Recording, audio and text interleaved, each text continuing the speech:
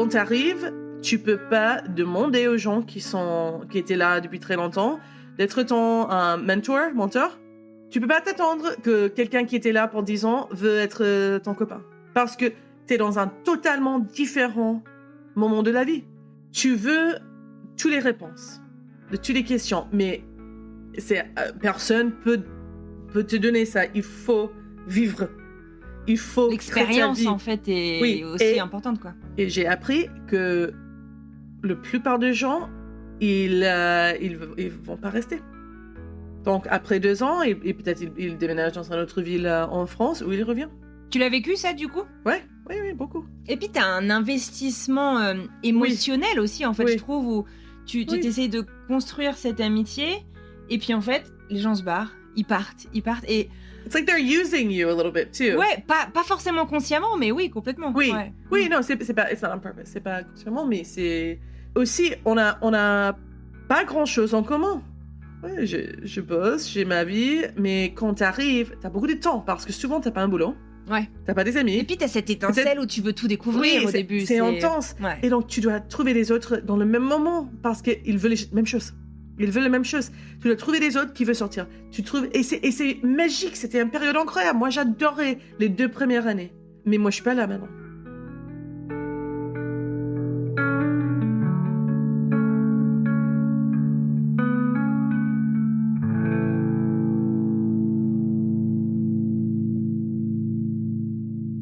À bientôt. Vous déménagez ? Mes vêtements, Emballés. mes bouquins. Enfin, c'est que la vie est dure, mais elle est belle. Attention au départ. Cette route mène bien quelque part. Alors, on y va. J'irai, madame, jusqu'au bout du monde.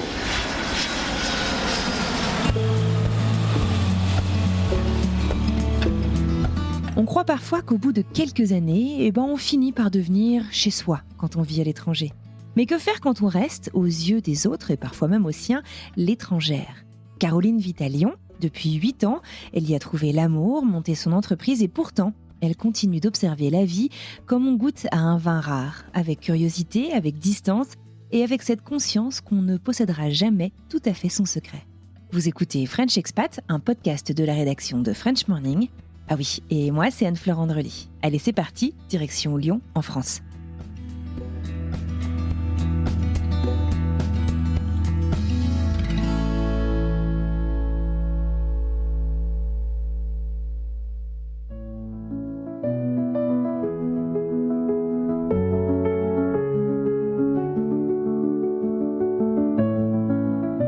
Bonjour Anne-Fleur, moi je suis Caroline. Je suis entrepreneur à Lyon et créatrice de contenu pour Instagram. Mon compte est Wine Dine Caroline qui marche 1000 fois mieux en anglais qu'en français. Quand je parle avec les Français, Caroline. W-I-N-E, c'est pas très sympa. Et moi je vis à Lyon depuis presque 8 ans maintenant. Je viens de Californie et j'ai bossé pour toute ma carrière en vin et dans la gastronomie. Génial. Et t'es dans la meilleure ville du monde pour ça, à Lyon, la ville de la gastronomie en France.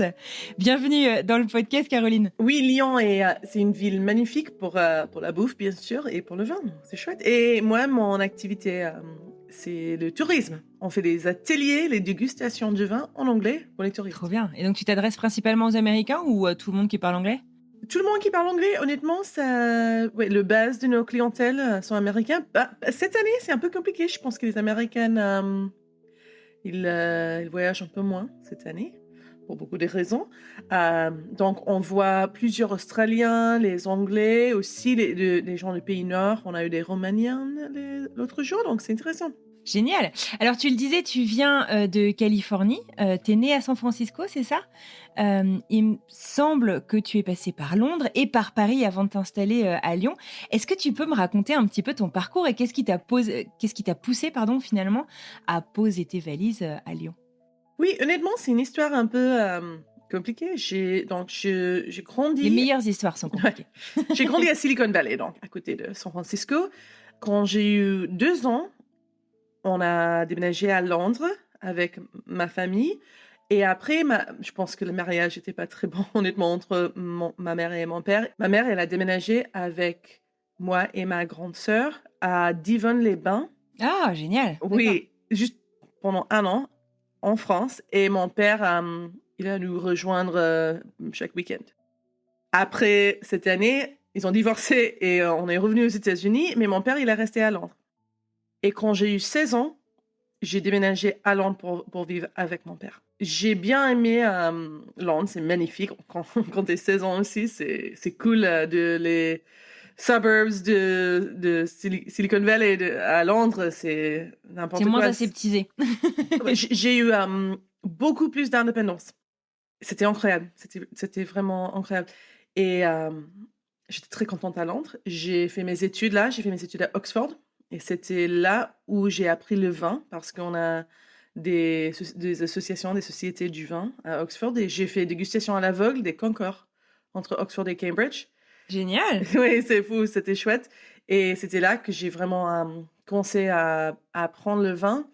J'étais jeune et c'était une éducation assez forte, donc j'ai eu la chance pour ça. J'ai bossé à Londres et aussi j'ai fait 1 an des études au Cordon Bleu à Londres, en cuisine et pâtisserie. Eh ben, dis donc. Qu'est-ce que tu sais pas faire, Caroline?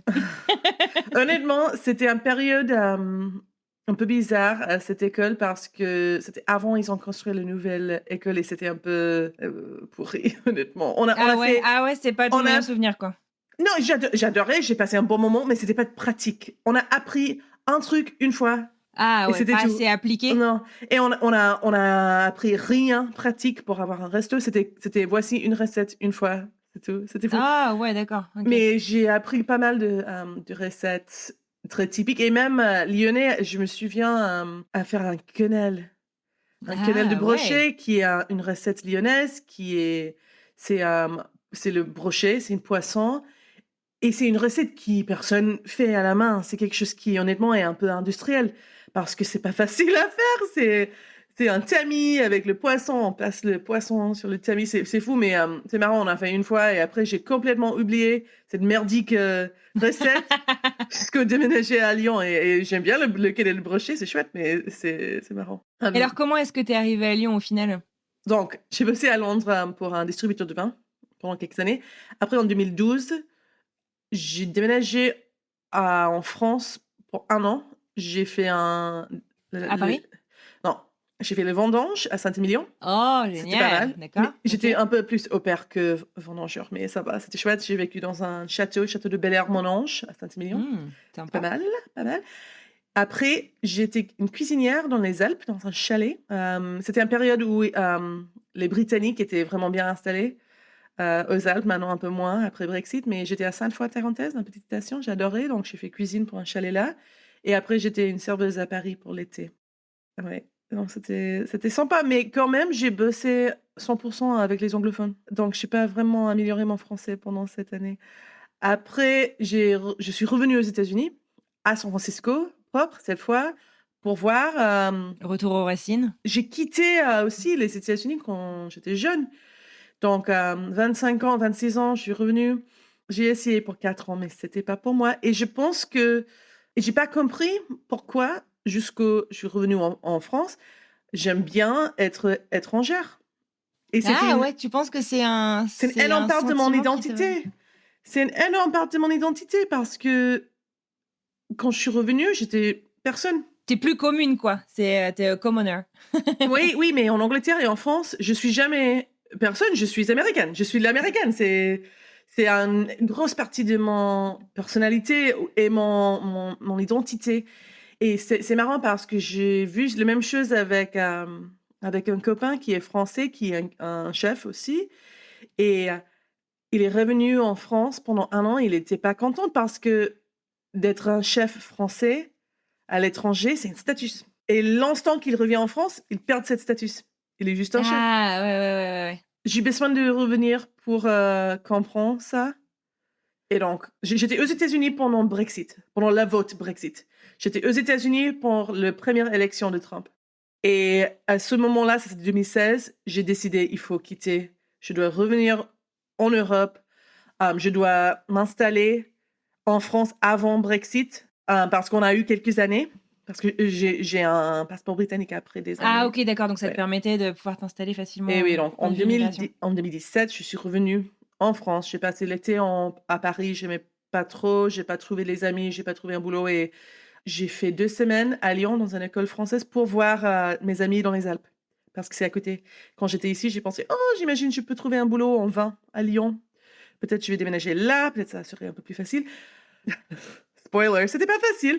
Et j'ai pas trouvé un boulot en vin, mais j'ai vu assez vite qu'il y a une opportunité pour moi de faire les dégustations comparatives comme j'ai fait à Oxford, Mhm. mais à Lyon pour les touristes, D'accord. parce que on a pas mal de tours de vignes, De visite les visites du domaine, mais ça c'est un jour dans un camion, c'est un jour dans un van, et la plupart de touristes à Lyon, ils sont ici pour 2 jours. Ouais, donc Bon, ils ont un pas le temps jour, d'aller, tu de sors. partir. Ouais, notre truc, c'est 2 heures, donc. Et on touche le Beaujolais, la Bourgogne, le Rhône, Jura, Savoie. C'est vraiment, on a beaucoup de différentes régions autour de nous, donc c'est assez sympa. Alors justement, tu as un parcours assez académique et technique dans le vin.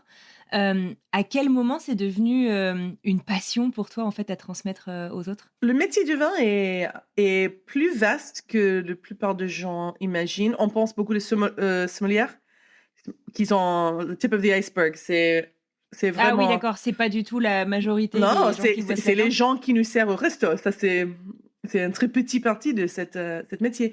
Et donc, moi, j'aime bien faire la communication, j'aime bien parler. Et donc, pour moi, c'était un peu naturel de faire quelque chose autour de communication. Tourisme, c'était un peu par hasard parce que c'était une opportunité. Moi, je suis opportunistique, un peu, je pense. Bah, c'est bien. Faut Je vois savoir les saisir ce qui opportunités. ouais. Ça, c'est quelque chose de très américain, je pense. On voit les opportunités vite.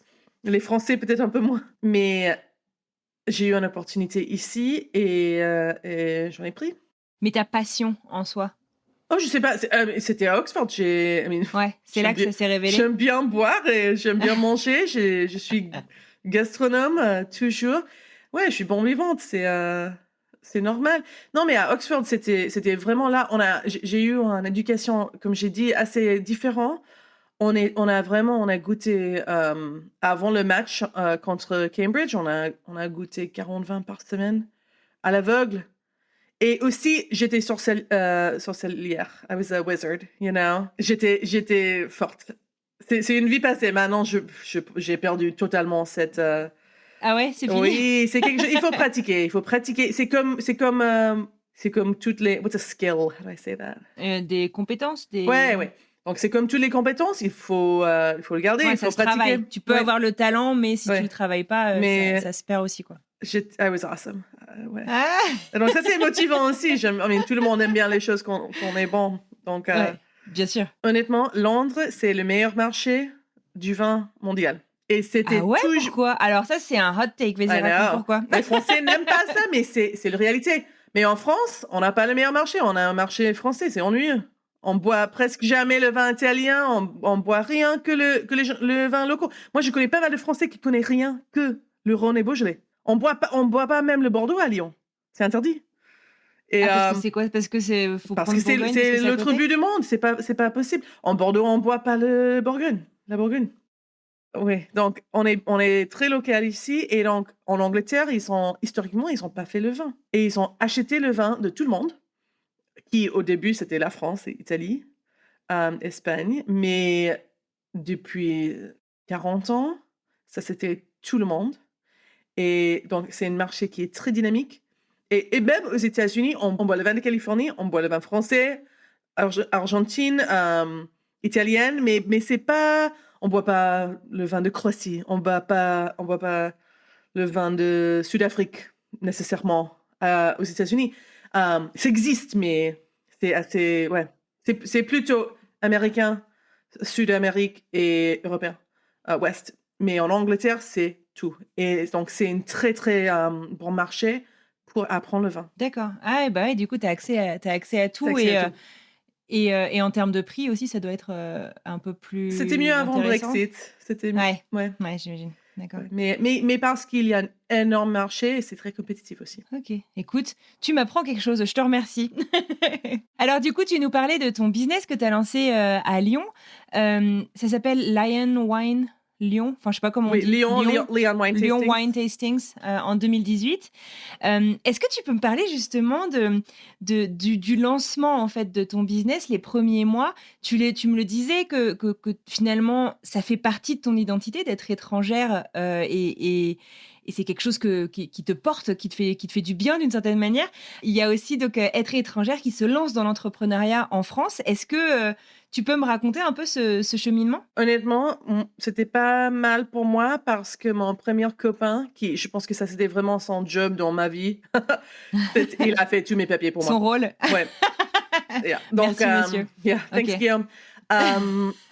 Et donc, il a m'aidé avec la carte vitale. Et parce que j'étais toujours européenne quand je suis installée. Oui, Donc, c'était avant le Brexit. Ouais. c'était 1000 fois plus facile qu'être américaine. Il a fait tous mes papiers pour les cartes vitales et il a fait l'enregistrement pour le auto-entrepreneur. Donc, au D'accord, début, le c'était ça. statut. Maintenant, c'est un SASU parce qu'on a des dépenses assez importantes.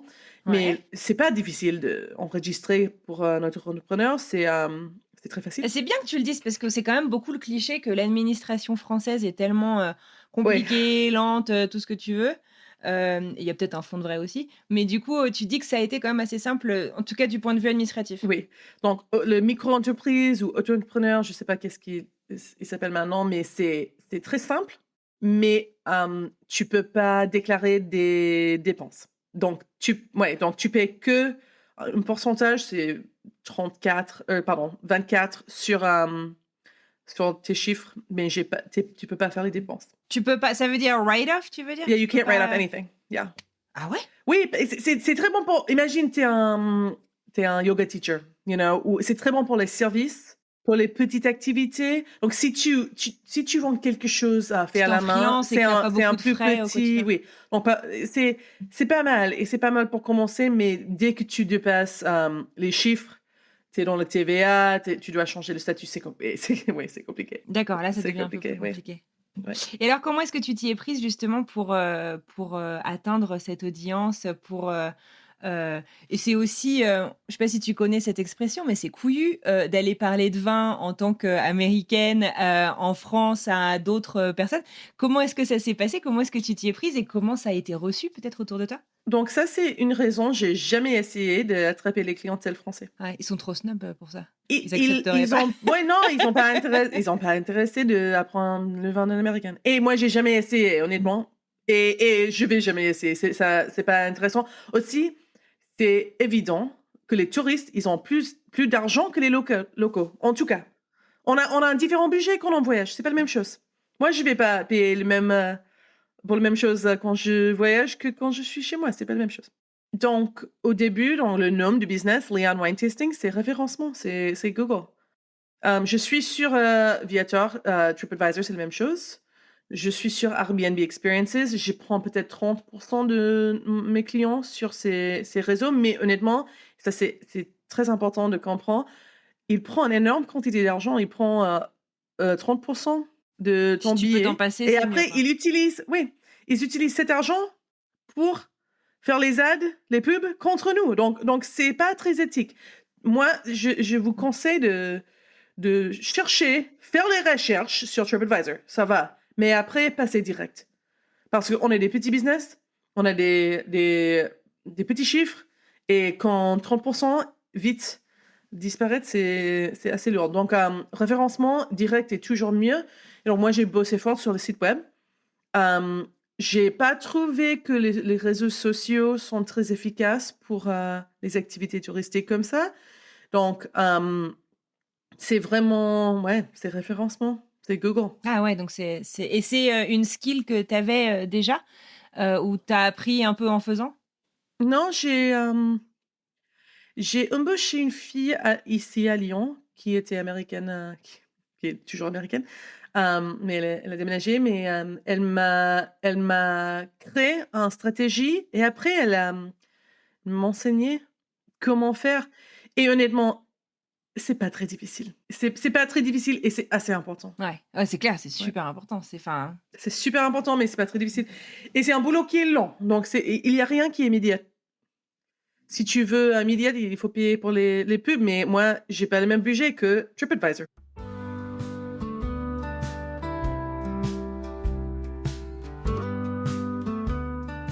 Du coup, tu as vécu aussi des deux côtés du miroir. Tu as été la nouvelle, puis tu as fait partie de ceux qui sont installés depuis un moment. Est-ce que tu te souviens de ce basculement, en fait, du moment où tu te rends compte que, en fait, non, là, je suis chez moi. Je suis pas nouvelle en train de m'installer. Je me sens là où je dois être, quoi. Je sais pas, c'est compliqué parce que le pandémie était entre tout. Donc, moi, mon installation était assez gentille. J'ai trouvé des potes très vite, internationaux. Donc, Comment tu t'y es pris? C'est toujours la grande question. mon premier groupe des amis, c'est un couple polonais-brésilien que j'ai rencontré à une meetup.com. Ah, donc tu vas sur Meetup? Book and Wine. C'était quelque chose qui était nul, mais on a fait les connexions, on a fait le lien et après on a quitté pour le pub, pour un boisson. Et après, j'ai rencontré Marianne qui est allemande. J'ai essayé de louer son parking, mais ça n'a jamais arrivé. D'accord. Donc, ouais, et ça, c'était le groupe pendant des années. Mais aussi, je pense que quand tu déménages, le plus facile truc, c'est de trouver des autres qui sont déménagés au même moment, ou à peu près, qui sont dans la même situation. Et on a eu un groupe, en général, très gentil pour les premières 2 ans. J'ai rencontré beaucoup d'autres gens qui sont installés à peu près le même moment. Et on a une autre communauté internationale entre nous qui était très sympa. Pas mal de ces gens, ils sont déjà partis. Mais on reste à quelques-uns. Et pour moi, c'est Facebook est assez important. Ça marche bien, Facebook, en France? Parce qu'aux États-Unis, il y a beaucoup de groupes communautaires, Ouais. là, on a les Français Ça du marche bien. Colorado, les trucs comme ça. À Facebook en France, chaque ville ou région, il y a des groupes pour les anglophones. Ah, plusieurs. d'accord, ok. Donc moi, j'ai trouvé qu'il y a un peu des différents cohorts. Je sais pas, mais il y a des jeunes, il y a des étudiants. Après, moi, j'étais avec un groupe de gens entre 25 et 35 sans enfants. Et après, il y a des parents. Il y a des personnes âgées aussi qui sont en retraite. Mais ils ont les meilleurs, pour moi. J'adore les personnes âgées. Pourquoi? Je sais pas si c'est sympa, mais les gens en retraite, parce qu'ils ont le temps de picoler avec moi un après-midi, d'avoir La d'elle. Dolce Donc, Vita. I love it, yeah, I love old people. Non, mais j'ai pas mal d'amis américains maintenant, mais pas que. Et alors, justement, une des... Oui, when did I feel like I actually fit in? Je sais pas. Ouais, c'est dur hein, de mettre le doigt. Moi, j'avoue que je sais pas non plus te dire. pour les Je États-Unis. pense que dans mon quartier, j'étais connue un peu assez vite parce que je suis visible, je suis bruyante, j'ai mon petit chien qui est très mignonne. C'est une quartier très vivante, très à pied. Et donc, moi, je connais tout le monde dans le quartier. Mais moi, je suis comme ça. J'étais toujours comme ça. Je pense que quand j'ai rencontré mon mari, qui est lyonnais, ça, c'était quand Lyon a commencé d'être un peu plus ouvert pour moi. Lyon est très fermé. Ça, c'est... Oui, et c'est une histoire qui est évidente. Tout le monde sait ça. Lyon est fermé. Les Lyonnais, ils disent ça. C'est fermé. D'accord. Il y a les Lyonnais, il y a Le reste de la France. everyone else. C'est vrai? Ah ouais? J'ai Oui. jamais vécu à Lyon. Et quand tu es à Lyon, il y a les Lyonnais et il y a les Parisiens, mais les ils sont pas transplants, Lyonnais. quoi. Ah, d'accord. Et les Lyonnais, ils restent avec les Lyonnais. Ils parlent avec les Lyonnais, ils ont des amis lyonnais, ils partent jamais. Ils déménagent pas. Ils restent ici pour toute sa vie. Et donc, ils ont les meilleurs amis. Ils ont les mêmes amis depuis 30 ans. Ils ont jamais un nouveau copain. C'est un peu... Moi, je pense que c'est un peu triste, mais aussi, c'est conservatif ici. C'est très catholique. Et il y a des différents niveaux de société. C'est quelque chose de compliqué que moi, j'étais jamais très intéressée à ça parce que je vais jamais rentrer dans ce truc. Mais maintenant, je suis mariée avec un Lyonnais Et je vois que les portes sont ouvertes juste un petit peu. Ah ouais, d'accord. Mais avant, j'ai pas vraiment compris que les portes étaient Ouais, là. tu te rends pas compte. Et bien maintenant, je sais. Maintenant, je sais comment je suis pas dedans. Ouais, Mais il y a vraiment deux faces de Lyon. Il y a la face pour les gens qui sont pas lyonnais ouais. et il y a l'intérieur. Donc, tu as réussi à Je peux voir de temps Ouais, en c'est temps. ça. T'as Mais une je peux petite pas lucarne. rentrer. Ouais, d'accord. Ouais. Et je pense que je vais jamais vraiment rentrer. Mais c'est dingue comment je peux faire des choses. Donc, s'il y a, par exemple, récemment, j'ai besoin de partenariat charcuterie. Et un charcuteur, j'achète nos charcuteries pour les dégustations depuis des années. Et j'ai demandé un compte pro pour facturation mensuelle. Bon, on n'est pas un resto, c'est une petite quantité. On est à côté, on est à pied, normalement, c'est une livraison. Blablabla. Ils ont dit non, c'est pas possible parce que vous devrez le rosette de Lyon trancher. Moi, je dis oui, j'ai pas une trancheuse. Pourquoi ça, c'est une raison de dire non? Non, mais c'est pas possible. Et tu penses parce que t'es pas lyonnaise? Non, parce que je suis pas dans le cadre. Ouais, t'es pas dans le... Ouais. Ouais, parce que ma demande n'était pas Commune. Elle est pas... Ouais. ouais, c'était pas exactement normal. Tchac. Donc c'est pas parce que je suis étrangère, mais c'est parce que je suis étrangère, je peux pas demander. Je connais pas, je vais jamais comprendre comment communiquer en France pour prendre ce que je veux quand quelqu'un d'autre veut pas me donner. I will never know how to do that. Et ça m'énerve beaucoup parce que c'est un danse politique qui est pénible, honnêtement. Mais j'ai appelé mon beau-père. J'ai dit, est-ce que tu connais quelqu'un chez blablabla? Il me dit oui. Bon, et 2 jours après, j'ai eu le compte. C'était réglé, quoi. Et alors maintenant, j'ai le connexion. C'est tout connexion. Parce que moi, c'est jamais simple parce que moi, je suis pas française. Donc moi, j'accepte pas le cadre. J'accepte pas, non, c'est pas possible. Mais bien sûr, c'est possible. C'est pas normal, c'est pas d'habitude. Mais c'est possible, il y a rien impossible. Donc ça, c'est intéressant. Et maintenant, je suis bien plus intégrée, mais intégrée comme une Américaine en France. Je vais jamais être française. Même quand j'ai mon nationalité, je serai pas une femme française. Et ça, c'est aussi pas mal pour quelques raisons. Je pense que il y a pas mal de pression sur les femmes françaises d'être parfaites, d'être belles, de bosser 100% du temps, d'être une mère aussi. Moi, comme tu sais, je suis enceinte. Je pense qu'il y a une énorme quantité de pression sur les femmes françaises d'être... Sur les femmes françaises spécifiquement, tu trouves? Et les Américaines aussi, mais c'est différent. Ouais, c'est En pas la France, même pression sociétale. Les femmes, on a des pressions toujours. À Californie aussi, c'est différent que Colorado, j'imagine. Donc, à Californie, il faut être maigre, bien sûr, mais avec des énormes tétons, avec les cheveux, you know, I mean, like, they look ridiculous. En France, il n'y a rien plus important d'être fine. Tu peux pas être grosse. Moi, je suis grosse. Mais moi, je suis pas grosse si j'étais à Texas, mais je suis grosse pour la France. Mais moi, j'ai un peu... ça va. Moi, je peux être grosse parce que je suis américaine. Ah ouais, comme ça? Tu le ressens comme ça? Tu le perçois comme ça? Personne, nobody cares. Personne t'embête là-dessus, quoi. Oui. Parce que moi, tu vois, j'ai été, enfin, je suis encore ronde, etc. Et quand je vivais en France, ou même quand je rentrais en France, c'est vrai qu'en fait, je me sentais très à l'aise aux États-Unis, où j'ai jamais senti le poids du regard des gens, tu vois, sur moi. Mais quand je rentrais en France, c'était... moi, déjà, j'ai pas envie d'aller faire les magasins parce que on va pas au-dessus du 42. J'avais pas... Enfin, tu vois, je me sentais pas... Je trouve le regard de la société française très pesant, en fait, sur le corps des femmes, Oui. effectivement. C'est très important. Et je pense que c'est quelque chose qui est aussi indicatif. Donc, ça c'est l'idée. Moi, je suis pas d'accord. Mais quand t'es grosse ou quand t'es ronde, c'est parce que toi, t'es pas une bonne personne. Ah oui, ben complètement, c'est un jugement de valeur. T'as pas le contrôle, c'est un jugement de valeur. Complètement. Et je pense qu'il y a pas mal de choses comme ça, particulièrement autour des mères en France, et la pression d'être parfaite, toujours. Et je pense qu'à Lyon, qui est assez conservative, on n'a pas... les femmes, elles râlent pas. Tout est bon, toujours.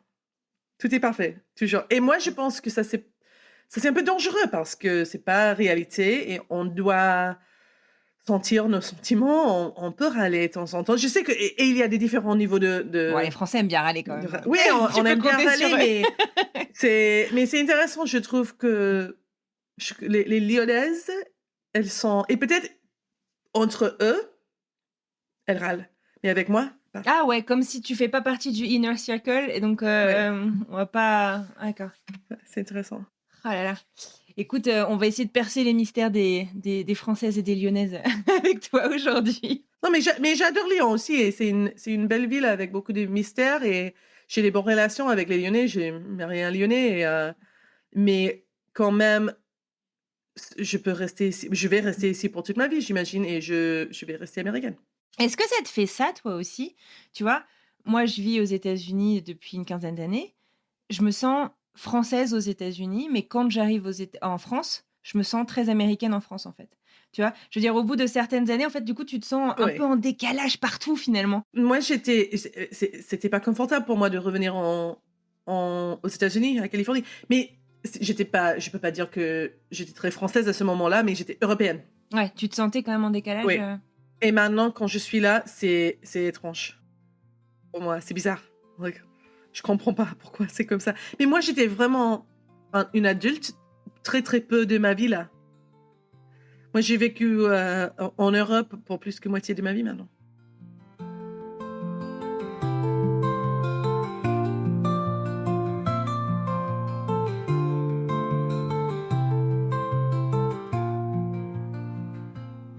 Tu parlais des amitiés tout à l'heure, de comment est-ce que voilà, tu t'es construit aussi un peu ton cercle sur Londres, sur Lyon. Et tu disais aussi, et je pense que c'est vrai, que statistiquement, il y a beaucoup de gens en fait qui ne restent pas. Et pour toi, il y a une vidéo que tu as fait sur Instagram qui m'avait beaucoup interpellée en fait, parce que je comprends complètement ta démarche en fait. Est-ce que tu peux nous expliquer en fait finalement comment est-ce que ça change la façon dont on construit nos amitiés, le fait qu'on se projette ou qu'on se projette pas sur place? Au début, on arrive un peu tous les bras grands ouverts et puis il y a un moment où on se protège un peu. Donc ça, c'était une vidéo qui est marrant parce que c'était juste... J'ai fait en 10 secondes. C'est vrai. J'ai parlé avec une copine récemment de ce sujet. C'est quelque chose qui je pense que c'est un conseil qui a des mérites. C'est intéressant, mais les gens étaient en colère avec moi de dire le suivant. Moi, j'ai dit, quand tu arrives, tu peux pas demander aux gens qui étaient là depuis très longtemps d'être ton mentor. You can't expect that. Tu peux pas t'attendre à ça, ouais, bien sûr. Ouais. Tu peux pas t'attendre que quelqu'un qui était là pour 10 ans veut être ton copain. Parce que t'es dans un totalement différent moment de la vie. Et moi, honnêtement, j'ai pas le temps d'être ton encyclopédie. C'est ça, c'est... touristique. Oui, mais il y a une expectation et je vois ça beaucoup. Moi, j'ai eu, et maintenant pas, mais j'ai eu des tests dans mes messages avec une liste de questions et je réponds pas. I'm like, I'm not your fucking tour guide, you know? Ouais. Oui, mais c'est pas que ça, c'est... Tu veux toutes les réponses de toutes les questions, mais personne peut te donner ça. Il faut vivre. Ouais. Il faut... L'expérience, en fait, est aussi importante, quoi. Et j'ai appris que la plupart des gens, ils vont pas rester. Donc, après 2 ans, et peut-être il déménage dans une autre ville en France où il revient. Tu l'as vécu, ça, du coup? Oui, beaucoup. Et pour moi, je suis bien installée. J'ai mes amis. Si je rencontre quelqu'un et on tombe en amour, ça arrive. Je suis ouverte d'être copine avec quelqu'un qui vient d'arriver. Mais moi, je vais pas chercher les gens comme ça. Parce que si je suis occupée, j'ai ma vie. Moi, je suis pas libre pour... Et puis, tu as un investissement émotionnel aussi, en fait, je trouve, où tu essayes de construire cette amitié, et puis, en fait, les gens se barrent, ils partent. Et toi, t'es celui qui reste, salut. It's like they're using you a little bit, too. Ouais, pas forcément consciemment, mais oui, complètement. Oui, ouais. Non, c'est pas... It's not on purpose. C'est pas consciemment, mais c'est quelque chose qui est pas un sens qui est très sympa. Mais aussi, on a pas grand-chose en commun. Moi, j'ai une vie assez normale et assez ennuyeux. Je sors pas, je suis fatiguée et vieille. Je veux. Like, quand t'es quel âge? t'arrives, moi j'ai 37 ans. Ah oui, t'es pas Non, vieille. mais je suis bien normale. Je sors pas tous les soirs. Ouais, je bosse, j'ai ma vie. Mais quand t'arrives, t'as beaucoup de temps parce que souvent t'as pas un boulot, t'as pas des amis. Et puis, t'as cette étincelle où tu veux tout découvrir au début. C'est intense. Ouais. Et donc tu dois trouver les autres dans le même moment parce qu'ils veulent les mêmes choses. Ils veulent la même chose. Tu dois trouver les autres qui veulent sortir. Tu trouves et c'est magique. C'était une période incroyable. Moi, j'adorais les 2 premières années. Mais moi, je suis pas là maintenant. Mais c'était vraiment. Je pense que beaucoup de gens ont mal interprété Cette vidéo? cette conseil. Et parce que j'ai dit, qu'est-ce que j'ai dit? J'ai dit, c'est comme tu es un stagiaire et tu penses que tu vas être la meilleure copine avec un qui était là il y a 10 ans et fait le même stagiaire avec toi, mais qui est dans un autre département. On n'est pas dans le même moment dans nos vies et je sais pas comment dire ça en français. I don't owe you Je te my dois rien. experience. Je te dois pas mon, Oui. ouais, mon partage. Oui, Ouais. mais si on rencontre et je t'aime bien, si if I like you, non, si je t'aime, oui, on peut être potes, mais c'est un peu fatigant aussi parce que souvent, les gens qui viennent de déménager, ils râlent beaucoup sur les choses qui sont différentes. Ils sont juste dans ça m'intéresse pas beaucoup maintenant. On n'est pas dans le même moment. Oui, comme tu dis, c'est un autre moment de la vie et t'es passé un peu à autre chose. Et je pense qu'aussi, comme influenceur, maintenant, j'ai une grosse communauté à Instagram. Il y a beaucoup de gens qui sont... il y a une relation parasociale. Ils pensent qu'on est copines, mais tu me connais, mais moi, je ne te connais pas. Et donc, c'était Et puis, on aussi connaît un que ce moment que de tu veux dire... bien montrer aussi. Enfin, c'est oui, pas c'est une relation... c'est une version de moi, mais aussi, moi, je parle comme on est potes, et c'est important. Mais quand tu m'écris un test avec 1000 questions, je me sens un peu brutalisée. C'est pas gentil de recevoir. Puis-je vous demander maintenant de bien vouloir répondre aux questions qui vont vous être posées? Oui, avec plaisir. Question pour un champion. À toi de jouer, Jeannot.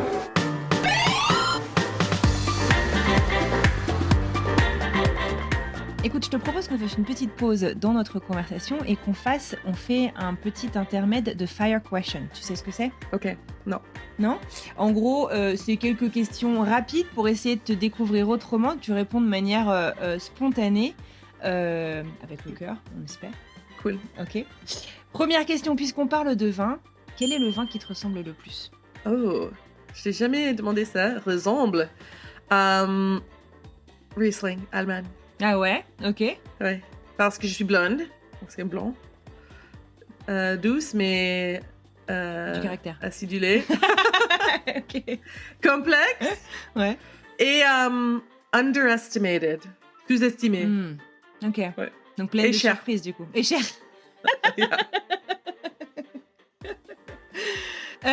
Alors, j'avais noté initialement une question, c'était le moment où tu t'es dit, ok, ça y est, je suis devenue lyonnaise. Mais Jamais. jamais, voilà, c'est ça. Non, mais je suis croix-russienne. Je suis de ma quartier. Et ça, c'était peut-être pendant la pandémie quand j'étais au marché. Je parlais avec tout le monde là, peut-être. Ok. Un cliché sur la France, sur la vie en France en tout cas, qui selon toi est vrai. Il y a caca partout. Il y a les crottes partout à Lyon. On a vécu à Paris et mon mari américain, il appelait ça aussi les pea streets. Les crottes et Il y a les crottes partout. Moi, j'ai un chien. Oui, elle fait pipi partout et je peux pas vraiment contrôler ça. Mais le caca, je peux le ramasser. Ça, c'est quelque chose que je vois pas partout. Mais à Lyon, c'est un énorme problème, je trouve. Même, particulièrement dans mon quartier. Ah mince, Ça m'embête beaucoup. d'accord. Ouais. Et ça, c'est un cliché que tu connaissais avant? Yeah. Ah ouais. Ah d'accord, mais on n'exporte pas les meilleurs. Est-ce qu'il y a un plat français que tu as appris à aimer ou à l'inverse, auquel tu te feras jamais? Pâté.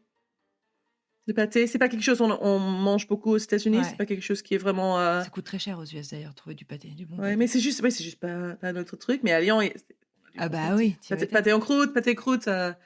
Le foie gras aussi, j'adore le foie gras. Je le mange pas souvent, mais j'aime bien. Bah, du coup, là, t'es en pause pendant la grossesse. Oui, c'est vrai, mais moi, je suis pas très stricte. Et il y a des valeurs à foie gras aussi. Il y a beaucoup de choline, qui est très important pendant la C'est quoi? grossesse. Ah, ok, ouais. Choline, Choline. très, très, très ouais. important. Et moi, je pense que le valeur de choline est plus important que le risque de vitamine A. Il faut manger beaucoup pour être poisonné Ouais, par le pour être vitamine vraiment A. malade Donc, du truc. Ouais. moi, je vais manger un peu de foie gras quand je peux. De toute manière, t'es quoi? T'es due vers la fin de Euh, l'année? fin novembre. Donc tu pourras profiter d'un peu de foie gras pour Noël, Un peut-être petit- pour Thanksgiving. Oui, après, ça, c'est après C'est ça? la naissance. Ouais. Oui. Là, tu n'as pas besoin de faire dans la modération. Oui, c'est pas vraiment la saison pour le foie gras maintenant. Ouais. Ouais, quoique, j'avais vu que. Enfin, je sais pas si t'es raclette, je sais pas si le fromage c'est ton truc, mais ça m'a toujours fait rire quand on rentre, tu sais, en été, quand t'habites à l'étranger. Donc, toi, tu te rejettes sur le fromage parce que ça t'a manqué et tout. Et tu trouves, en fait, les raclettes d'été. Et tu fais, attends, mais le truc, je le trouve à Trader Joe's pendant 4 semaines maximum en hiver. Et là, t'as des raclettes d'été qui sont plus fruitées, qui sont machin. Enfin, je sais pas si c'est. Ouais. C'est moi je mange pas. J'aime bien le fromage, mais je suis pas. Je mange pas beaucoup en quantité. J'aime bien, mais oui, Ouais. raclette c'est pour l'hiver. Ouais, bon, on est d'accord. Surtout en vivant à Lyon, en rentrant du ski et tout, c'est sympa. Oui, oui. Est-ce qu'il y a un mot ou une expression française que, même si tu la prononces bien ou mal, que je sais pas, un truc qui te parle particulièrement, un truc que t'aimes bien utiliser au quotidien? Ah oui, il y a what's a good one qui est quelque chose qui n'existe pas aux États-Unis ou quoi en anglais. Je sais pas si ça c'est une bonne réponse, mais c'est marrant quand je utilise un mot comme profite. On Ah oui. profite d'une balade. Mais de temps en temps, je peux parler en anglais et j'utilise un mot comme ça qui est pas la même chose du tout. Et ça marche pas. Ça marche pas. Donc, si je dis, oh, we profited from Ah oui, a non, walk, ouais, like, huh? ouais, Like, it doesn't work. ouais. Donc, Les il y faux a quelques amis. mots comme ça. Oui, les faux amis, c'est marrant. C'est marrant. Je sais pas si profite c'est un faux ami parce que c'est pas correct, mais c'est juste un peu off. Ouais, puis c'est quoi? C'est take advantage aussi. It's like, Mais oui, like, en anglais, profit, c'est like, un peu négatif en fait de dire take profit, oui, advantage. c'est pas négatif, mais c'est juste autour de l'argent. C'est particulièrement profit, c'est argent. C'est, il y a pas mal de mots comme ça, mais un mot que j'aime bien, I'm trying to think. Il y a beaucoup. Je parle un peu de franglais maintenant. Ouais. Vous parlez quelle langue avec ton mari? Anglais. Anglais au Mais quotidien? franglais. Ouais. Franglais maintenant. Oui. Eh ben, trop bien. Et comment, du coup, tu as appris d'ailleurs tout ton français? Excuse-moi, je fais une parenthèse, mais parce que du coup, tu exerces en anglais au quotidien ton boulot aussi? Oui, mais éventuellement, tu apprends le français si tu vis en France, je pense. Peut-être pas à Paris, peut-être c'est plus facile de pas apprendre le français, mais moi, je pense que c'est bizarre de vivre en France et pas apprendre le français. J'ai fait les études un peu ici et là, mais il y a longtemps. Honnêtement, mon français est pas très correct. Je pense que je parle comme un enfant qui est pas très intelligente, mais ça va. Oh, bah non, tu parles vachement bien, arrête. Next question. Est-ce qu'il y a un vin qui te rappelle chez toi ou qui te fait te sentir, à l'inverse, très loin de chez toi? Ouais, il y a tous les vins qui sont pas de Lyon. Ouais.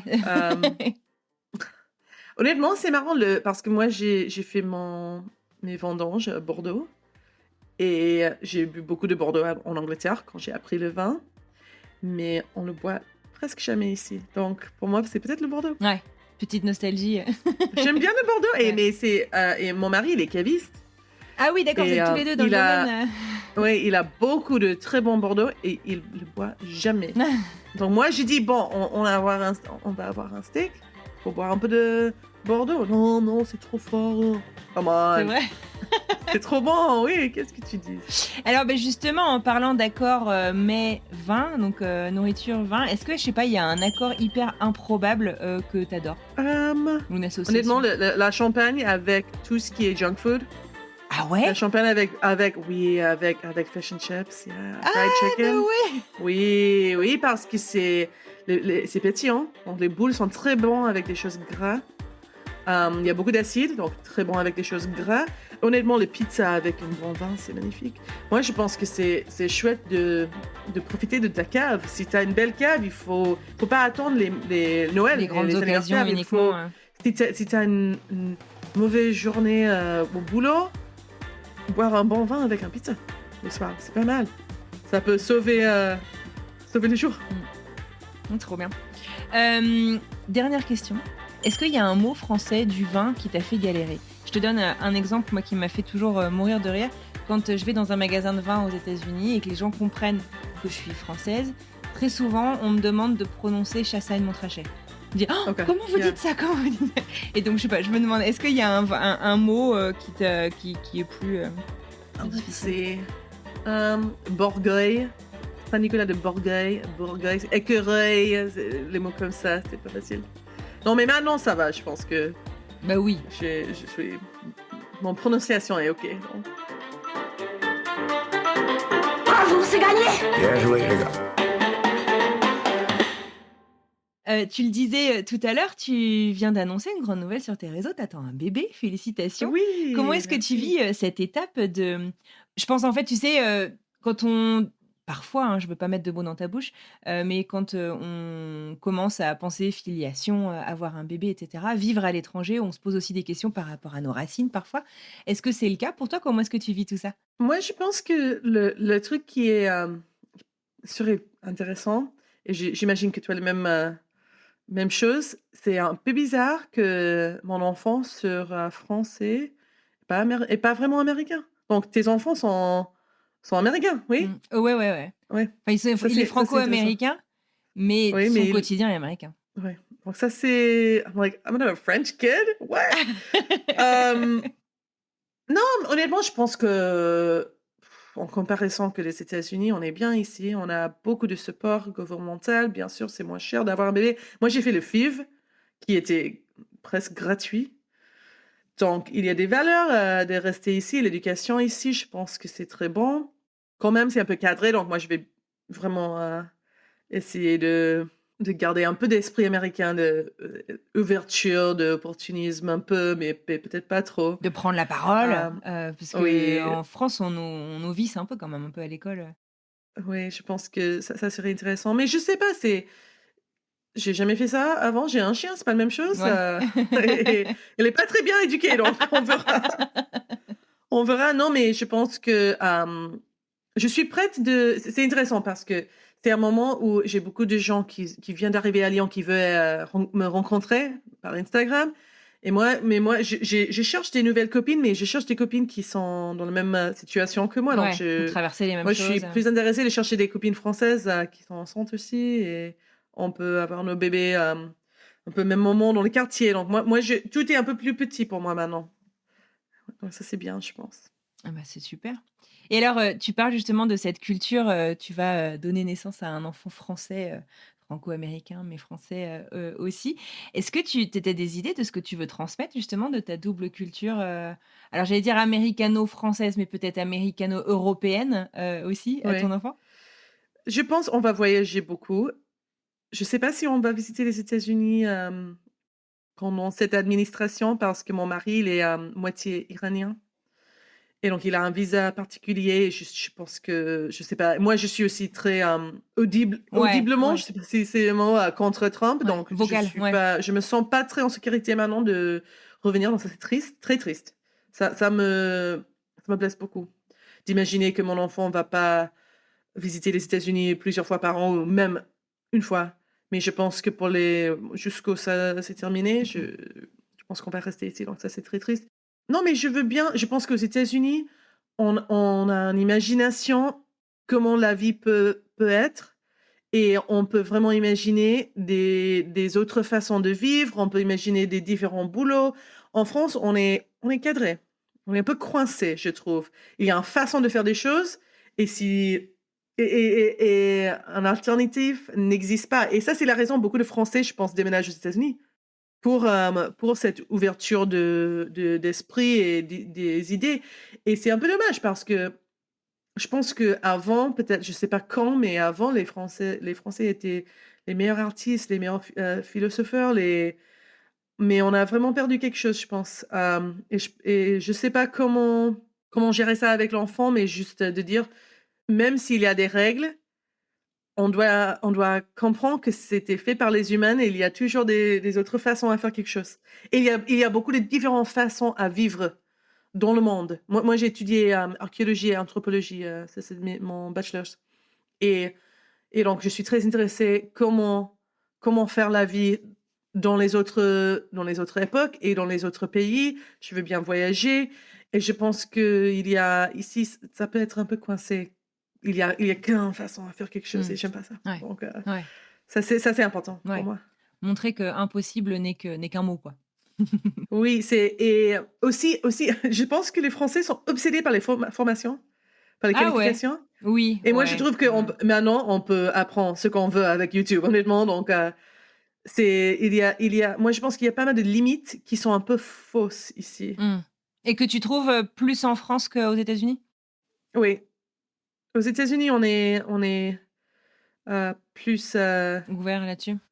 ouais. Mais les choses que je veux bien, que j'adore en France, c'est l'esprit familial.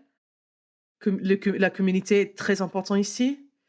La famille, la fidélité, je pense, en termes d'amitié avec des amis. À Lyon, je vois ça avec mon mari, il y a vraiment fidélité entre les amis et la famille. Et je pense que ça, c'est très important parce qu'aux États-Unis, c'est très individualistique.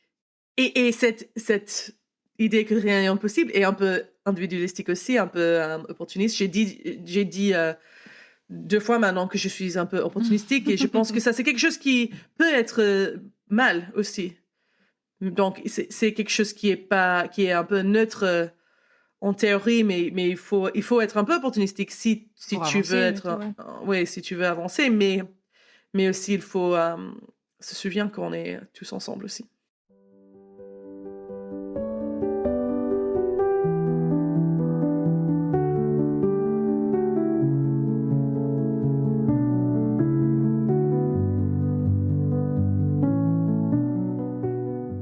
Tu l'as mentionné un petit peu, du coup, que tu n'es pas sûr de pouvoir rentrer au cours du mandat de l'actuelle administration aux États-Unis.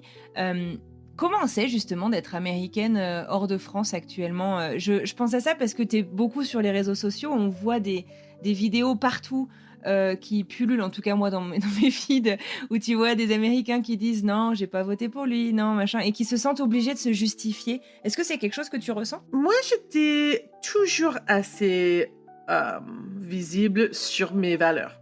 J'étais toujours pro-choice. Et pour moi, c'est vraiment la guerre contre les femmes qui fait très peur aux États-Unis. J'étais toujours très pro-gay. Donc, c'est pas quelque chose qui est neuf pour moi de dire ça. D'affirmer ce que... Oui, ouais. mais c'est la première fois que j'ai peur Ah ouais. de rentrer. Ouais. Parce que t'as peur quoi, comme t'es sur les réseaux, d'être embêté à la douane ou des choses comme ça ou... Oui, moi, si je reviens, ça serait à Californie, donc normalement, ça va. Moi, j'ai peur que... je sais que t'es là maintenant, mais j'ai peur que... Et comme historienne aussi, mon histoire d'archéologie, histoire, les choses peuvent changer vite. Donc, j'ai peur pour ma famille, j'ai peur pour mon pays, j'ai peur que tout peut descendre rapidement. Donc, ça, c'est quelque chose qui fait peur. Mais en termes de visiter, c'est plutôt que mon mari, il est moitié iranien. Il a la nationalité de son côté son père. Et donc, il n'a pas un ESTA. Il a un vrai visa. Et il a le droit de rentrer aux États-Unis pendant 10 ans. Mais on a passé par Paris pour prendre ses visas. Mais c'est juste un peu plus d'attention sur nous. Ouais, c'est pas rassurant, quoi. Et c'est un risque que je pense qu'on ne peut pas prendre. Donc, et même avec le bébé, si les choses amélioraient, que j'espère fortement, moi, je veux bien aller avec le bébé 1 ou 2 fois par an, et peut-être sans mon mari, parce qu'il bosse beaucoup aussi. Donc mais c'est quelque chose qui est assez important pour moi, que le bébé, l'enfant comprend et connaître les États-Unis, ma famille, bien sûr. Je pense que 2 fois, c'est le max on peut faire par an, parce que c'est assez long. Californie est loin, ou Colorado, ou n'importe, c'est pas facile de voyager avec les enfants. Donc, on verra, mais j'espère que l'enfant peut avoir une bonne relation avec les États-Unis. Ouais. Eh ben écoute, c'est tout ce que je te souhaite. Merci. J'ai une petite question signature pour terminer notre conversation. Si tu pouvais remonter dans le temps, Caroline, et te souffler un petit conseil au creux de l'oreille, t'irais quand, t'irais où et tu te dirais quoi? Je pense qu'il y a plusieurs moments dans ma vie où j'ai essayé quelque chose, ça marchait pas. Donc la pandémie, par exemple. J'ai fait pas mal de choses pour, essayer d'être relevant quand le tourisme était mort. Pertinente, ouais. Oui, pertinente et j'ai appris pas mal de choses sur, les réseaux sociaux, sur le faire des vidéos, sur beaucoup de différentes choses et sur faire des cours en ligne pour vendre les choses des produits digitales, par exemple et ça marchait un peu et après ça marchait pas. Donc si je peux revenir, je vais dire chaque truc que tu t'apprendre, éventuellement, ça va t'aider. Éventuellement, même si ça marche pas aujourd'hui, tu as appris quelque chose qui a beaucoup de valeur pour ta vie. Donc, l'année dernière, il y a un an, presque, Taylor Swift, elle était à Lyon pour 2 nuits. Mais j'ai Pour le vu le Eras truc Tour. que t'as fait dans le château, ça avait l'air trop bien. Oui, donc j'ai fait 4 différents événements pour le 20 000 Américaines qui étaient ici ce week-end. Trop En bonne total de idée. 650 personnes. J'ai accueilli, c'était fou. Ça, c'était l'opportunisme. Ouais, mais c'est Mais intelligent. j'ai appris tous mes clients parce que c'était moi qui a créé le groupe Facebook Taylor Swift Eras Tour Lyon. Bien joué. Ok. Donc, personne n'a fait ça. En janvier, j'ai dit yoink, c'est la mienne. Et après, c'était moi qui ai contrôlé tout autour de Taylor Swift à Lyon. Donc, on a eu 15 000 personnes dans ces groupes, quelque chose de fou. Peut-être plus. Et donc, mais ça, c'était quelque chose que j'ai appris pendant la pandémie pour essayer de faire un groupe Facebook sur le vin pour vendre les produits digitaux qui ne marchaient pas. Et donc maintenant, c'était quelque chose c'est quelque chose de concret où ça n'a pas marché la première fois, mais deuxième fois, ça a bien marché. Et donc, quand tu prends les risques, quand tu apprends des choses, c'est peut-être pas pour aujourd'hui. Ouais. Et ça va. Ça payera. Oui. Mais Éventuellement. faut être patient, parfois.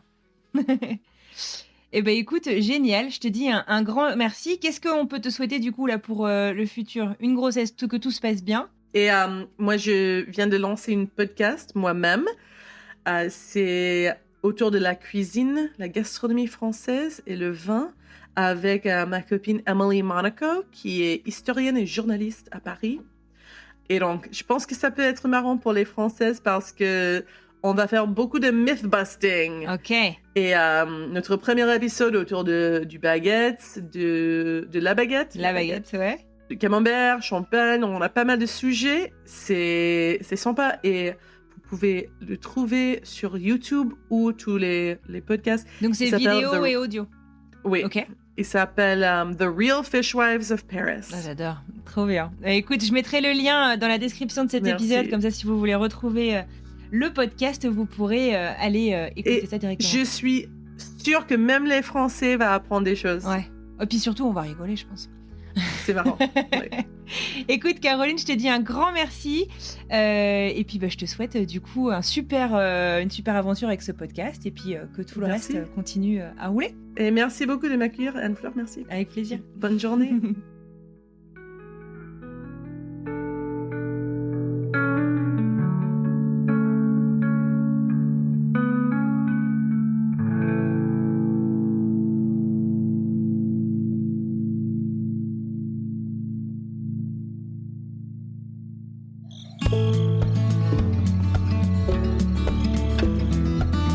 Et voilà, notre escale lyonnaise avec Caroline touche à sa fin, mais comme dans tout bon voyage, il y a une prochaine destination.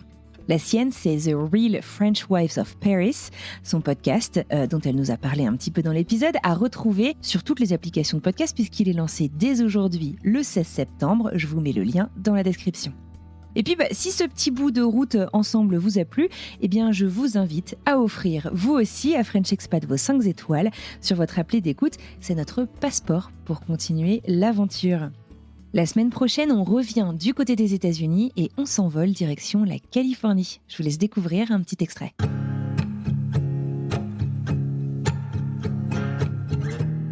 Et je me suis dit, au bout d'un moment, soit je regarde les trains passer, soit je saute dans le train, quoi.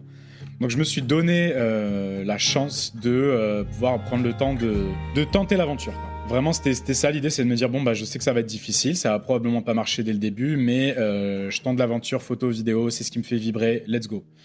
Et j'ai tendance à me dire que je préfère me donner une chance, quitte à ce que ça marche pas du premier coup, plutôt que d'avoir des regrets, quoi.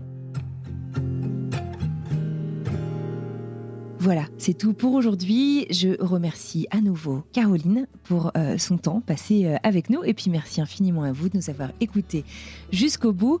Merci d'avoir voyagé avec nous aujourd'hui. Et rendez-vous donc mardi prochain pour une nouvelle histoire.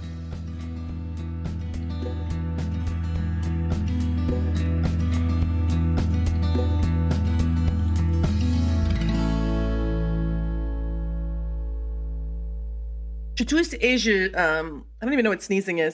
Éternuer. Sorry. J'éternue. Éternuer? J'éternue. Ouais, c'est pas très joli comme mot. Jesus, ok. J'éternue. J'apprends quelque chose, je suis sûre.